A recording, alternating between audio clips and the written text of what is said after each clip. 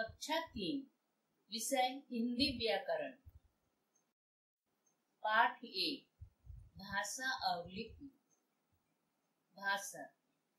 बच्चों, हम सभी भाषा का प्रयोग करते हैं। नीचे दिए गए चित्र को ध्यान से देखें और समझें। चित्र में दो मित्र आपस में बात कर रहे हैं।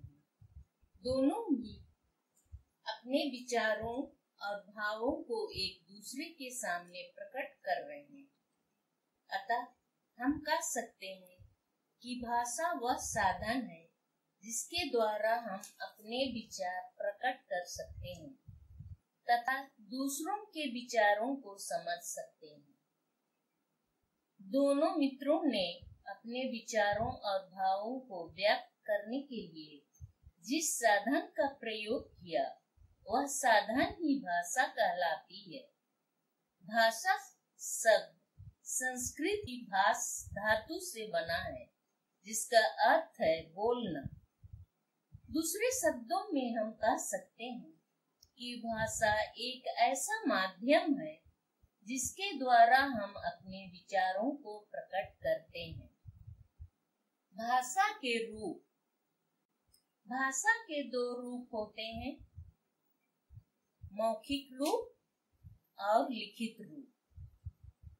मौखिक रूप जब हम बोलकर अपनी बात दूसरों तक पहुंचाते हैं, जैसे भाषण तथा टेलीफोन द्वारा। और भाषा का यही रूप मौखिक भाषा है। दूसरा, लिखित रूप जब हम लिखकर अपनी बात दूसरों तक पहुंचाते हैं, जैसे लिखकर, और यही रूप भाषा का लिखित भाषा कहलाता है।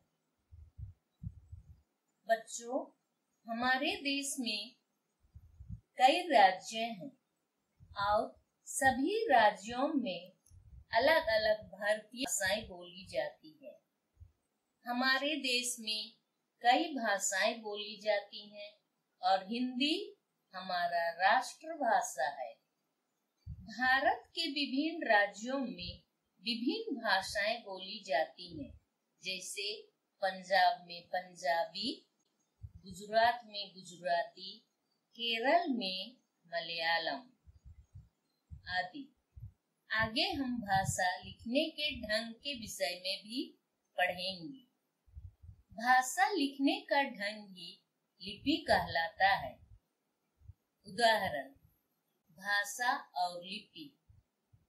जैसे हिंदी भाषा देवनागरी लिपि में लिखी जाती है। संस्कृत भाषा भी देवनागरी लिपि में लिखी जाती है। अंग्रेजी भाषा रोमन में लिखी जाती है। बंगाली बांग्ला में लिखी जाती है।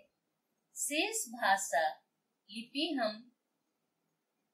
हिंदी व्याकरण पेज 8 में पढ़ेंगे।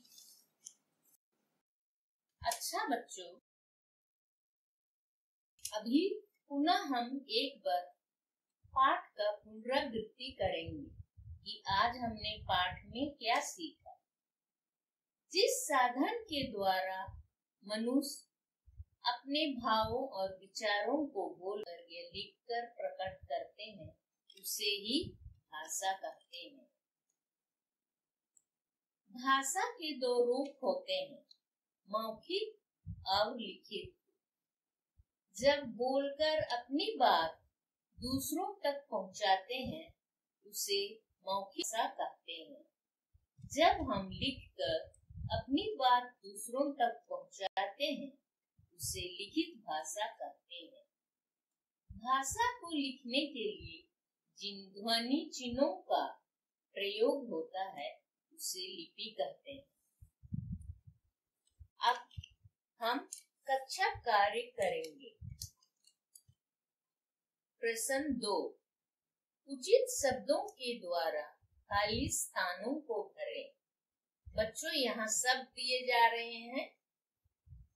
उचित शब्द ब्रैकेट में, 22 मौखिक भाषा, भाष, लिखित भाषा, लिपि, बोलना। इन्हीं शब्दों के द्वारा हमें खाली स्थान भरना है और उत्तर साथ में दिया गया है। क भाषा शब्द डैश धातु से बना है जिसका अर्थ है डैश। इसका उत्तर होगा भाष, बोलना। ख विचारों का आदान प्रदान डैश के माध्यम से होता है। उत्तर भाषा। ग भाषा के मुख्यतः दो रूप प्रचलित हैं, मौखिक भाषा, लिखित भाषा। लिखने का ढंग डैश कहलाता है। उत्तर लिपि। अंगा भारत देश में कुल डैश भाषाओं को संवैधानिक मान्यता प्राप्त है। उत्तर 22। नीचे में एक दिया जा रहा है। अपनी हिंदी कॉपी में कक्षा कार्य तारीख देकर लिखें।